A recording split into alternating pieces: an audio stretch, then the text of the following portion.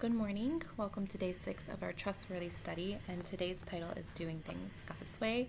And today we're going to look at the story of Joshua and the Battle of Jericho and the steps of obedience that the Israelites were called to take in order to take down the walls that surrounded Jericho, and that they could retrieve the promised land that God had promised to Abraham about 500 years prior. So we're going to start out in today's devotion by looking at Joshua 6:14. And it says, "So on the second day they marched around the city once and returned to the camp. They did this for 6 days." And when I first looked at just this verse, I'm like, how do I even start the study with this verse? But as I continued to look at it, I just saw so much trust and so much obedience just in this one piece of scripture. We see that we're starting it on the second day, so therefore we know that they took the steps to obey and follow God on the first day. And then they woke up the next morning ready to come into full obedience and do what God called them to the second day. Not only that, they returned to the camp, and then for the next 6 days they continued to follow in obedience to the Lord. And we see that God gave the Israelites in the story specific instructions, and instructions that in light of their situation were anything but logical. The Israelites had been wandering the desert for 40 years, and they were now just on the brink of receiving their promised land. Like we said, that God had promised to Abraham 500 years prior. But even after this time, 500 years, and every trial and every hardship, they weren't able to receive this promise without great faith. It wasn't even going to come easy to them now. Even after 500 years of waiting and 40 years of wandering in the desert, there was still more work to be done, more faith to be shown before they were going to receive this promise. When I think about this, I think without all of these previous trials that they had to endure, would the Israelites' faith have been strong enough to overcome this obstacle? Would they have had the faith to be able to trust God in this? It's in our current trials that God is preparing us for victories yet to come, but we have to press on in order to enter our promised land. And it's always when the time is right. It's in God's time. It's not in our time. In order for us to gain a little more insight on the story and what it all entails and the amount of trust and faith that the Israelites had to have, I thought it would be good if we read just the first 14, I almost said 14 chapters. We'd be here all day. The first 14 verses of chapter 6 in Joshua. So Joshua 6, verses 1 through 14. "Now Jericho was strongly fortified because of the Israelites, no one leaving or entering. The Lord said to Joshua, 'Look, I have handed Jericho, its king, and its fighting men over to you. March around the city with all the men of war, circling the city one time. Do this for 6 days. Have 7 priests carry 7 ram's horn trumpets in front of the ark. But on the 7th day, march around the city 7 times, while the priests blow the trumpets.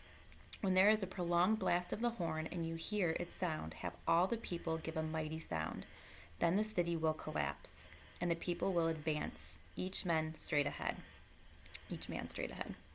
So Joshua, son of Nun, summoned the priests and said to them, 'Take up the ark of the covenant and have 7 priests carry 7 trumpets in front of the ark of the Lord.' He said to the people, 'Move forward, march around the city, and have the armed troops go ahead of the ark of the Lord.'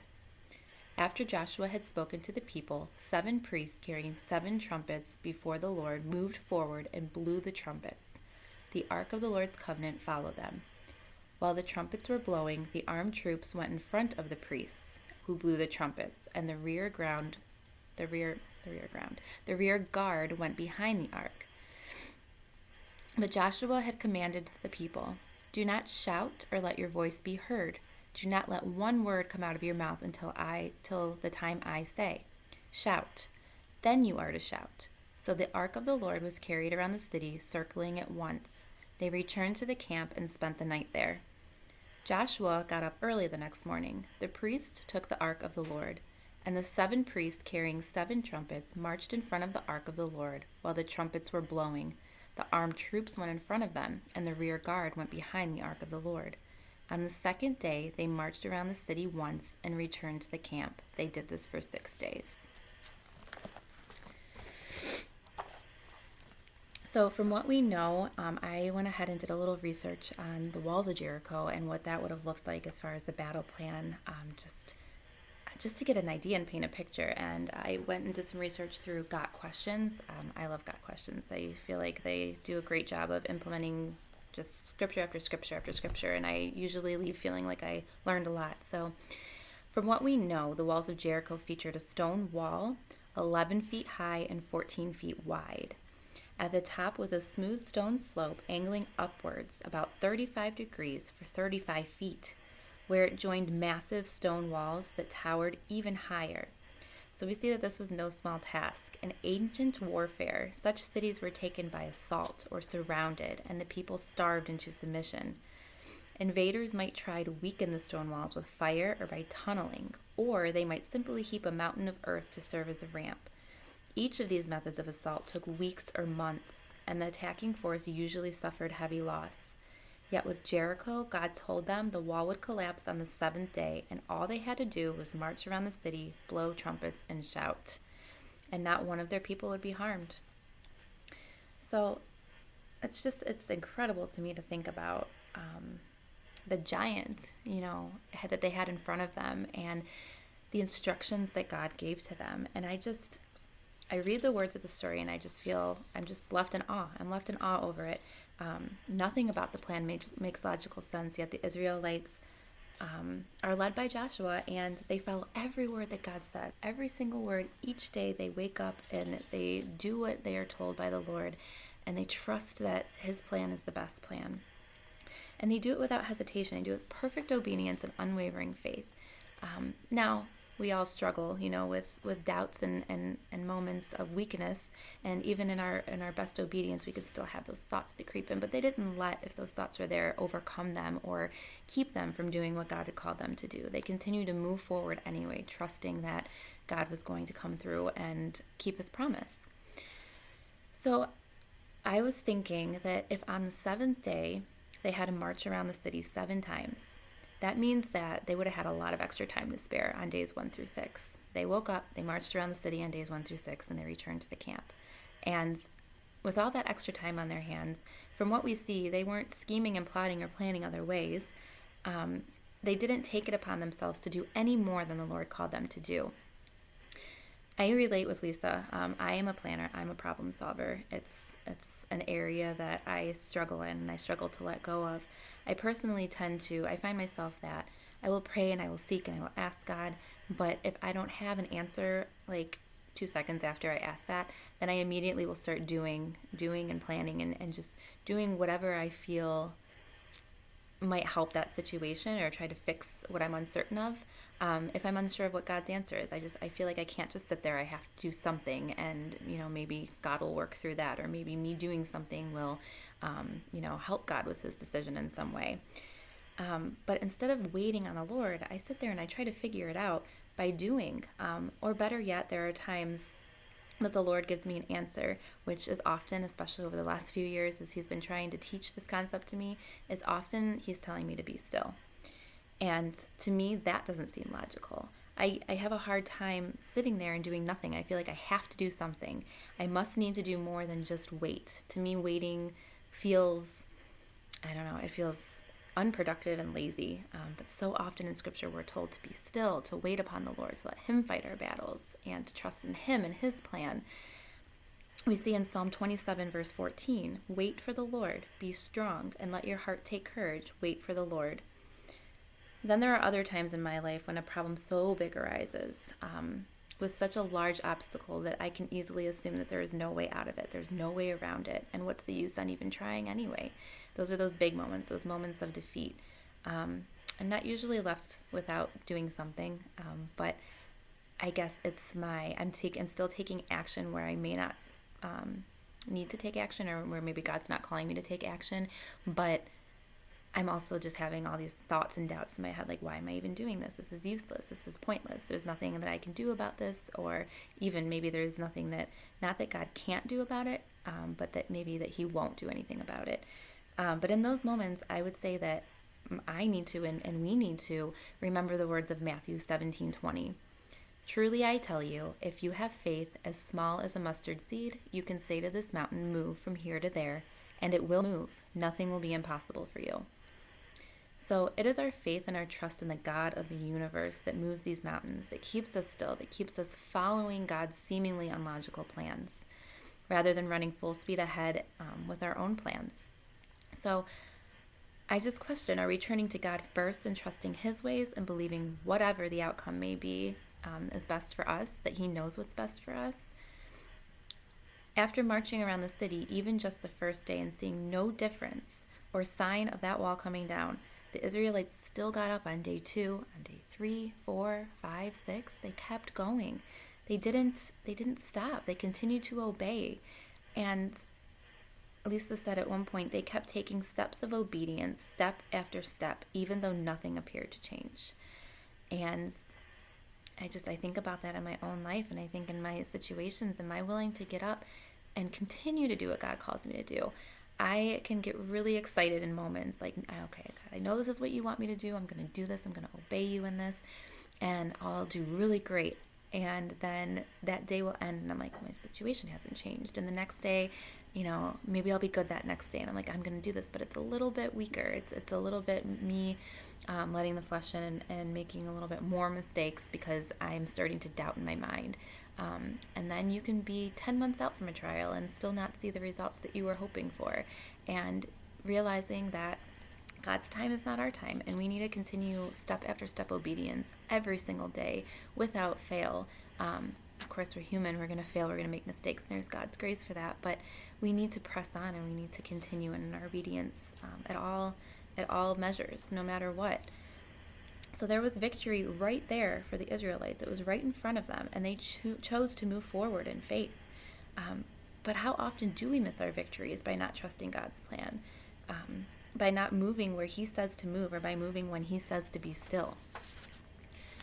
Hebrews 12:1-3 says, "Therefore, since we are surrounded by so great a cloud of witnesses, let us also lay aside every weight and sin which clings so closely, and let us run with endurance the race that is set before us, looking to Jesus, the founder and perfecter of our faith, who for the joy set before him endured the cross, despising the shame, and is seated at the right hand of the throne of God."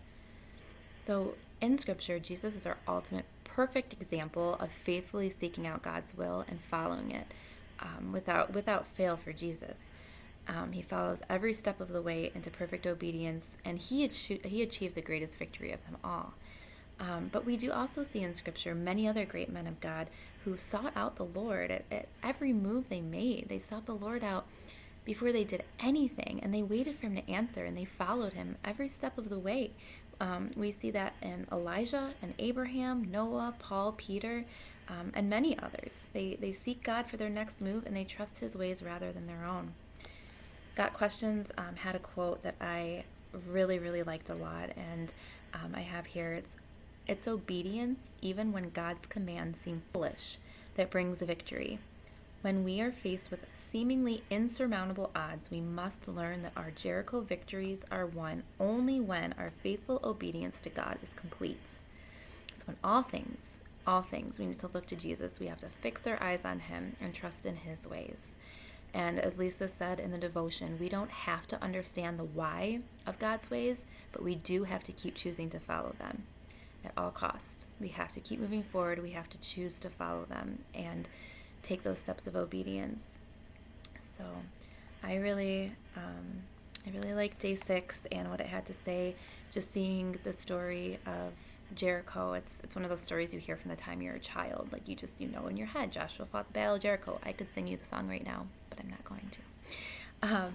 So I really liked the way that the story was used in this study to show us what trust looks like, what obedience looks like. It looks like waking up every single morning and doing whatever it is God's calling you to do, no matter how unlogical, silly it may seem, impossible. We need to remember that all we need is faith the size of a mustard seed. And we need to continue pressing on and moving on in our steps of obedience to the Lord. And he too will take down our walls of Jericho in a way that we never would have imagined, in a way that far supersedes any idea that we could have. when I think about going to God in prayer and giving him ideas of how he can solve my problems, which I do, I think, would I have came to God and said, Lord, you could just have me march around the walls, and then on the seventh day I'll blow a trumpet and we'll all start yelling and the walls will fall down. Like, his ways and his thoughts are higher than our own. And he's always going to amaze us and shock us and do things in a way that we never would have thought possible.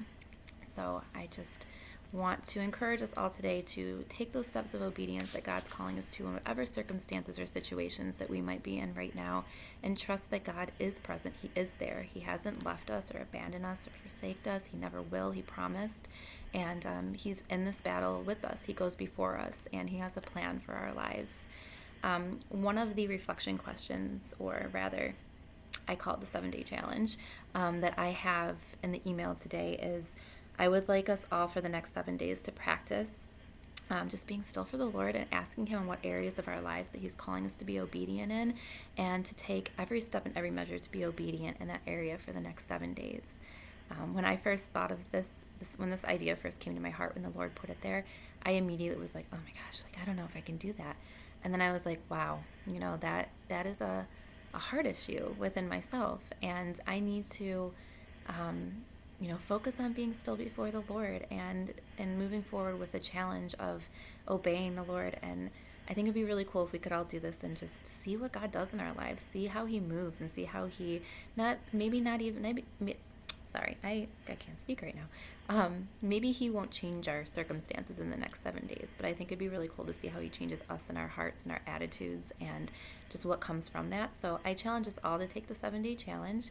And if anybody feels inclined to share what their 7-day challenge is going to look like, or maybe go forward with the 7-day challenge, and next Thursday I will see where we're all at. And if anybody wants to share what God's done in their life, I think that'd be really cool for us to see how God moves. And I thank you guys for continuing and pressing on through the study, and I hope that it's meaning as much to you as it's meaning to me, and that God's working in your lives and in your hearts to help you to trust him more and to know his character more. So I hope you guys have a good day, and I will talk to you soon.